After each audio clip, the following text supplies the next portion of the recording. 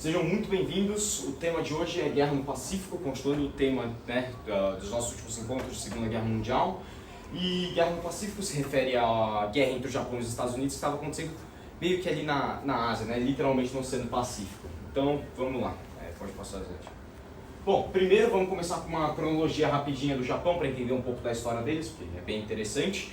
Só uma passada rápida pelas eras, a gente começa com a Era Jomon em 10 a.C. Basicamente nessa era o Japão era formado por caçadores e coletores que viviam no estilo de vida nômade. Mas eventualmente eles aprenderam a fazer pote de cerâmica, e é meio pelo que a gente lembra essa época hoje em dia. Depois a gente tem a Era Yaoi, que começou em 300 a.C., que foi quando os japoneses começaram a cultivar arroz e eles começaram a desenvolver ferramentas de ferro, que é bem avançado, né? E o desenvolvimento da agricultura são criadas as classes sociais. Então agora tinha pessoas ricas, pobres, etc. Bom, logo após isso, o Japão começa, ainda nessa era, eles começam a importar a escrita chinesa e meio que adotam muito da cultura chinesa. E as populações elas começam a se organizar em clãs, chegando a ter centenas deles. Continuando, a Era Yasuka foi a era caracterizada pela dinastia Yamato, que eles ganharam várias batalhas, basicamente eles se ascenderam como clã dominante lá pelo século VII. E eles desenvolveram um sistema tributário e criaram uma constituição com 17 princípios baseados no budismo. Budismo, shintoísmo e confucionismo. A próxima era, a Heian. Nessa era, os japoneses eles começam a criar a própria cultura deles, ao invés de só pegar a cultura chinesa e se apropriar dela e tratar como se fosse deles.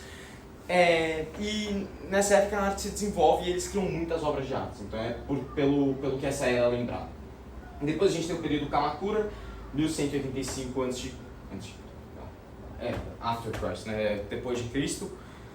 Nessa era, os samurais eles começam a aparecer e o budismo passa a ser a religião adotada pela maioria da população do Japão.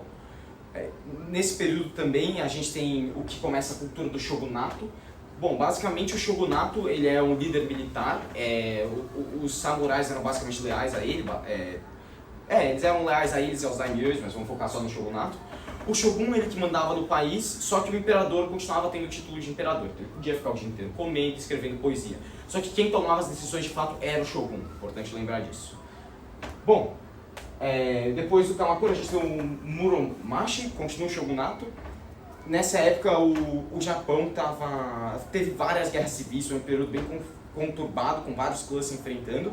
E nesse período os portugueses chegam ao sul do Japão e introduzem eles às armas de fogo e ao cristianismo. Bom, não preciso nem explicar o que acontece, né?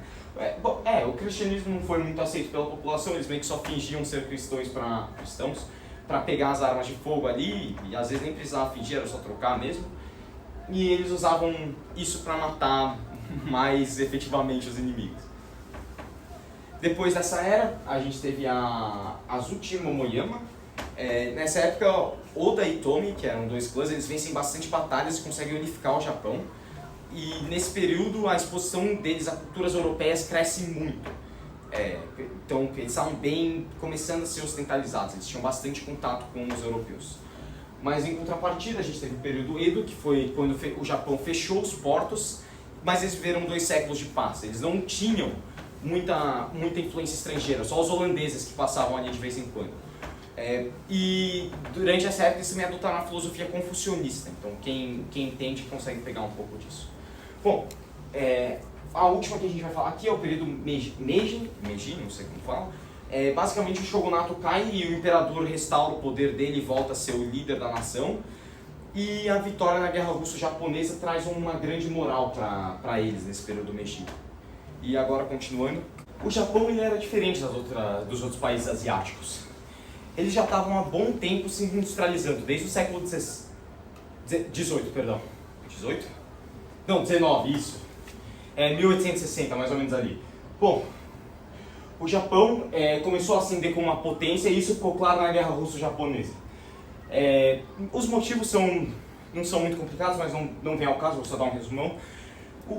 Tanto o Japão quanto a Rússia criam uma influência em certa ferrovia, e aí meio que eles fazem um incidente fabricado, eles entram em guerra. A Rússia muito porque o Tsar, pela época ali, mais ou menos 1905, Vocês sabem da Revolução Russa, o Império estava decadente, e o Tsar achava que, pô, uma vitória militar contra um paísinho asiático vai trazer a moral de volta para ele. Eu vou ser o Bambambam de novo. Só que ele não podia estar mais enganado. E em uma das primeiras vezes na história, depois, né, da gente descobrir a pólvora e as armas de fogo, uma nação europeia é derrotada por uma asiática. E o Japão surpreende todo mundo e vence a guerra russo-japonesa. Isso deixa os caras se sentindo, a gente é o máximo, a gente derrotou um dos maiores impérios do mundo. E beleza.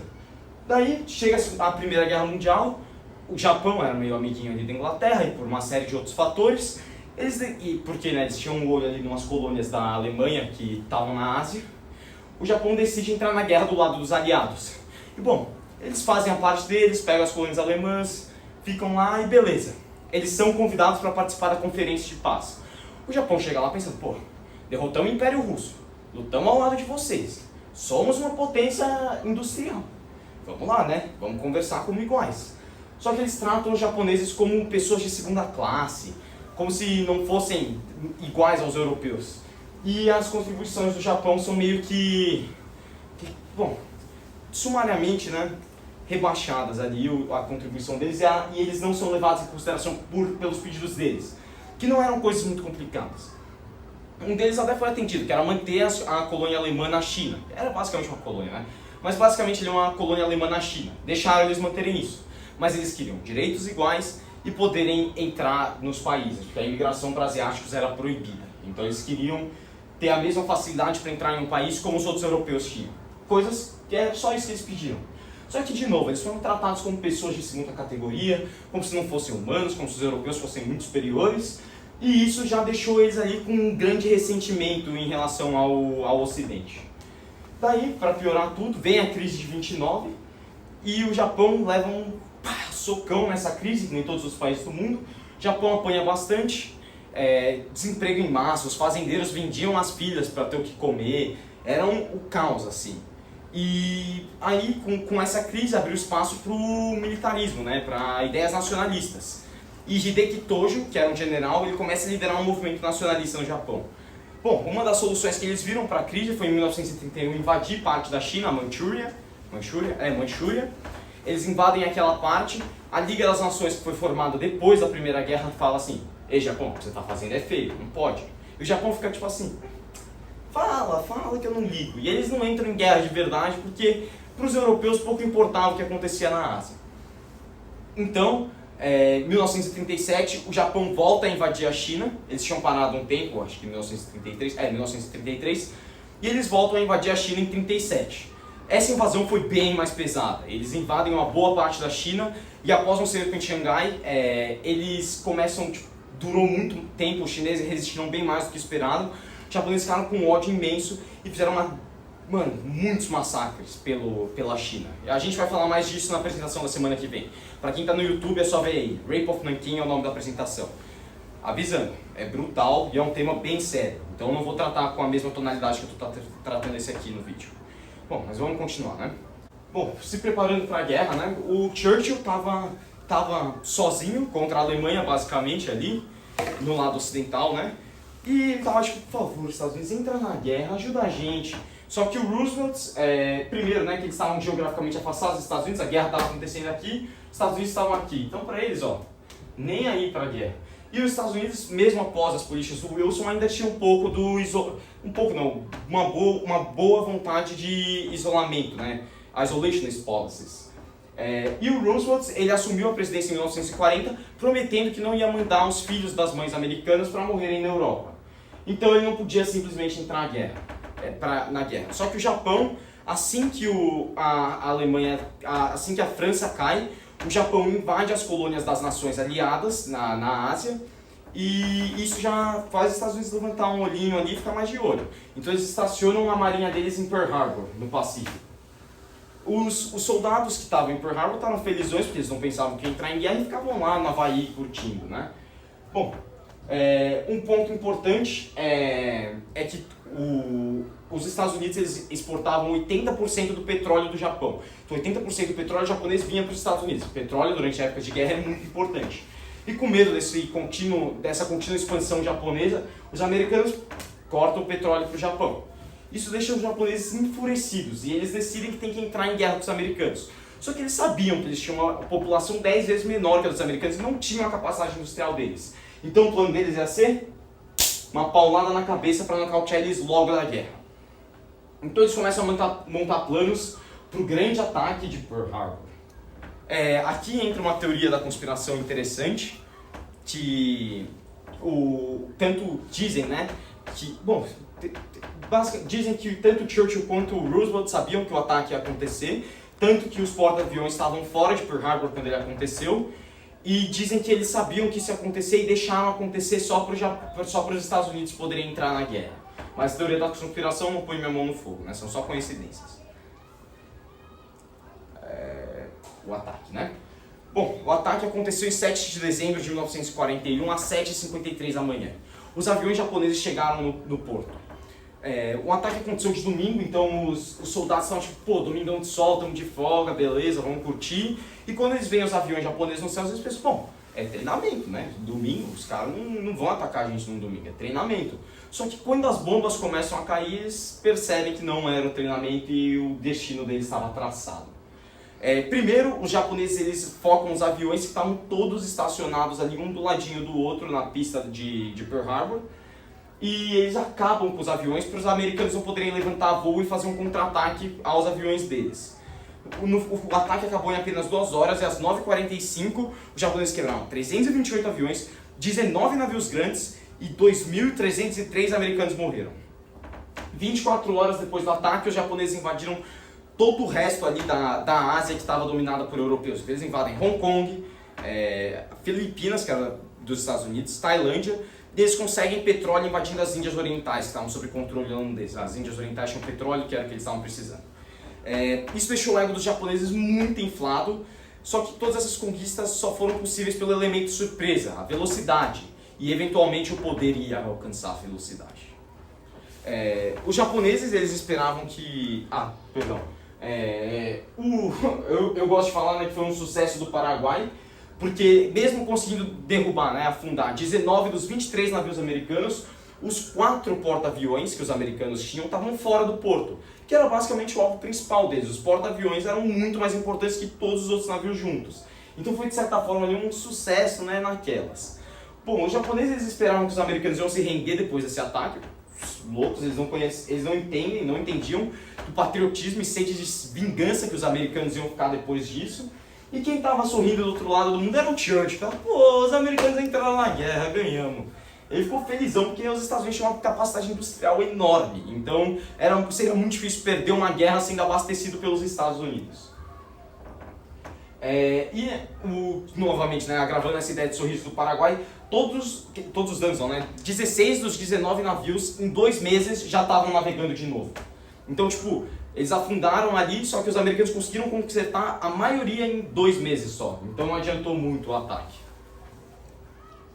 Mas ainda assim não é uma tragédia. Tem um filme muito bom sobre isso que é literalmente Pearl Harbor.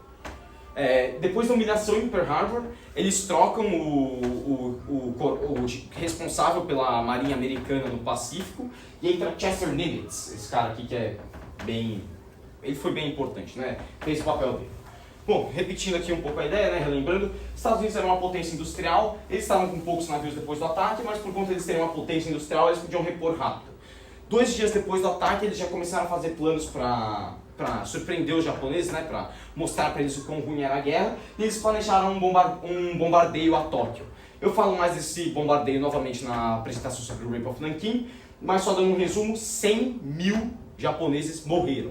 Foi uma catástrofe em questão humanitária. Para vocês terem uma ideia, as Blitz em Londres, os bombardeios alemães que ficam muito conhecidos, né, que aconteceram, 40 mil ingleses morreram no total. Em uma noite, os americanos mataram 100 mil japoneses. Civis, inocentes. Continuando, esse bombardeio foi um sucesso, né? Deixa os japoneses bravos, pistola. E o plano do Yamamoto, que era o coronel da marinha japonesa, era o líder ali, o chefão, ele pensa em fazer uma armadilha para os americanos. Então ele pensa o seguinte, bom, tem aquela ilha ali de Midway. O que eu vou fazer? Eu vou mandar uma tropa para capturar a ilha. Aviões, né, vão bombardear, a gente captura com os navios, e aí os americanos vão vir babando, vão mandar tudo, vão ver que é um exército pequeno, vão mandar todos os portas-aviões para segurar a ilha. E aí eu vou aparecer com uma marinha muito maior, muito mais aviões, e pegar os americanos de surpresa e acabar com a marinha deles. Esse era o plano. Há um ataque surpresa ali. Então era uma armadilha. Se os americanos soubessem, estava acabado. E para ajudar o Yamamoto, antes do ataque, eles encontraram 2 dos 4 porta-aviões americanos andando ali perto da Nova Zelândia? Não, da Austrália, perto da Austrália.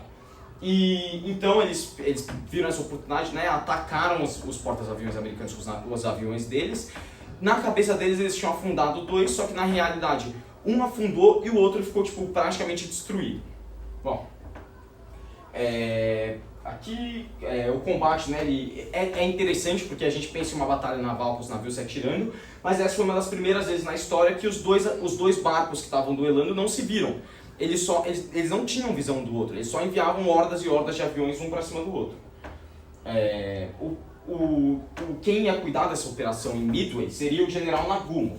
E o Yamamoto tinha meio que uma rixa ali com o Nagumo, eles não se gostavam tanto. Aqui é um ponto bem interessante, a batalha. Lembrem disso aqui que eu vou falar agora. Em uma ilhazinha ali no Pacífico, o time Hippo era um time de criptografia, desculpa, não sei se estava no Pacífico, mas um time americano de decodificação chamado time Hippo, eles estavam trabalhando ali e eles conseguiram decodificar só 20% do código japonês de rádio. Então, né, não tinha muito progresso.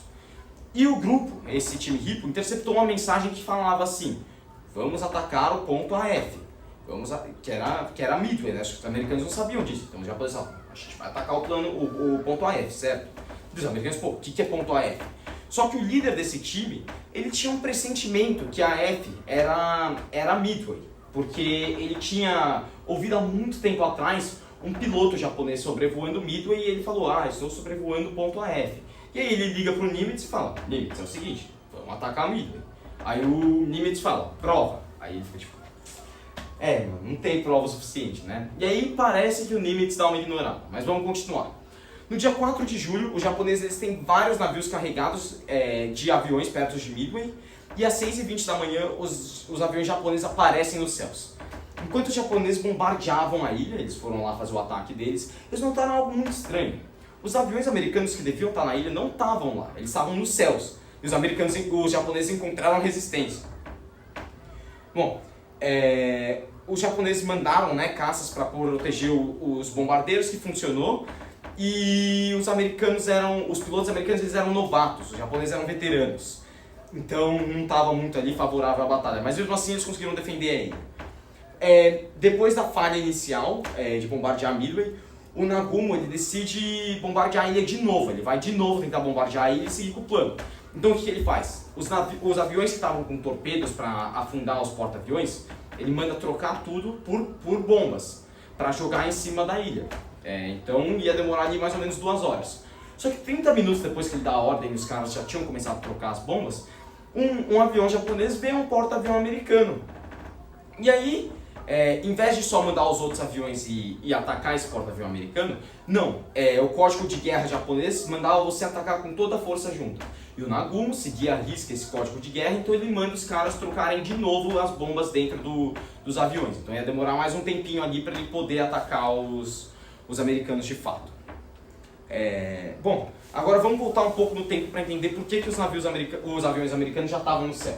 Essa história é bem interessante. Então depois disso que o capitão do time Hippo falou: eu acho que vai ser em Midway. Os americanos eles foram bem sagazes, né, bem espertos, e eles vão lá e falam assim numa linha de rádio que eles sabiam que os japoneses tinham acesso: estamos sem água em Midway. E aí eles escutam no outro dia os japoneses falando no rádio: eles estão sem água no ponto AF. E aí eles pensam: pô, Midway é AF, fechou, caso resolvido. Então eles já estavam prontos para ataque. Então, basicamente, o jogo virou. Quem ia fazer a armadilha acabou caindo na armadilha dos americanos, né? E os americanos, eles não tinham só 2 barcos como os japoneses pensavam, eles tinham 3. Porque aquele barco que estava quase afundando foi consertado em 3 dias. Isso foi impressionante, era para ele ter sido consertado em 3 meses. Enquanto os aviões americanos estavam no céu, né? E hordas e mais hordas de aviões americanos decolavam em direção aos navios japoneses. Só que eles não tinham muita sincronia, a maioria deles era a primeira vez ali no campo de batalha. Então meio que o primeiro esquadrão de bombardeiros que decolou, foi em direção ao porta-aviões japonês e só um voltou vivo. Por quê? Os caças que deveriam proteger os bombardeiros se perderam, foram numa direção completamente aleatória. Então, tipo, não estava planejado. E hordas e mais hordas de aviões americanos iam sendo derrubados. Muitos aviões estavam vagando sem rumo pelo oceano, né? Então a batalha virou ao lado de Nagumo. E os Estados Unidos perderam a vantagem que eles tinham antes por estar surpreendendo os japoneses dentro da surpresa. Mas fica tranquilo, que essa batalha tem um plot twist insano. Às 10h25 da manhã, no dia 4 de julho de 1942, os japoneses estavam ganhando a guerra no Pacífico. Até que um desses esquadrões, que estava perdido antes, começa a ver um arco-íris no mar, né? Estava sendo mexido por um destroyer japonês, um navio. Eles veem esse arco-íris, né, de longe, então eles pensam, bom, tem um navio formando esse arco-íris. Eles veem o destroyer. Eles estavam sem combustível, mas o líder do esquadrão falou, vamos continuar voando, não estou nem aí. Então eles seguiram o destroyer. Eles foram seguindo, e 10 minutos depois eles encontram os 4 porta-aviões japoneses parados um do lado do outro. E olha essa sorte, quando eles chegaram, apareceram mais 3 esquadrões de aviões americanos. E bom, eles chegaram, um olhou para a cara do outro, tava tipo, vamos, né? E cara, foi assustadora a precisão dos pilotos americanos. Eles conseguiram acertar a maioria das bombas. E depois de 5 minutos, 3 dos 4 porta-aviões japoneses estavam no chão, na água no caso, né? Bom, o último porta-aviões, depois, né, eles estavam sem combustível, sem bomba, então eles voltaram, reabasteceram e afundaram no último porta-aviões japonês. Só que ainda faltava muito para ganhar a guerra, faltava conquistar várias ilhas. Só que eu não vou me estender muito nisso. É algo interessante, né? Depois, outro dia a gente fala no History Club, né, do fim da Guerra no Pacífico, porque é bem interessante. Depois o que aconteceu, né, com o Yamamoto, desculpa ali o nome Yamamoto, e o Nagumo, o general Yamamoto ele foi morto por caças depois da derrota, e o Nagumo ele se matou por vergonha depois que ele foi envolvido em outra operação e ela falhou de novo, então ele ficou com vergonha e se matou. Algo interessante é que os dois, a mídia japonesa não reportou que eles perderam, tipo, não reportou com detalhes que eles perderam, ou que foi culpa do Yamamoto ou do Nagumo. Porque eles eram heróis do povo japonês, então eles não podiam baixar a moral de guerra. Então a mídia japonesa, como vocês vão ver, era sanguinária. Assiste o de Nanquim, escuta o que eu estou te falando. E por hoje é só, a gente acaba aqui. Essa é a conclusão da Batalha de Midway. Esse aqui foi meio que o ponto de virada. Os americanos iam muito provavelmente ganhar, independente de ganhar Midway ou não. Só que esse aqui foi o ponto de virada do Pacífico para os aliados, para os americanos. E é isso. Quem veio aqui hoje presencialmente, espero vocês na semana que vem. E quem está no YouTube, veja um vídeo do Rape of Nanking ou os outros sobre a Segunda Guerra Mundial.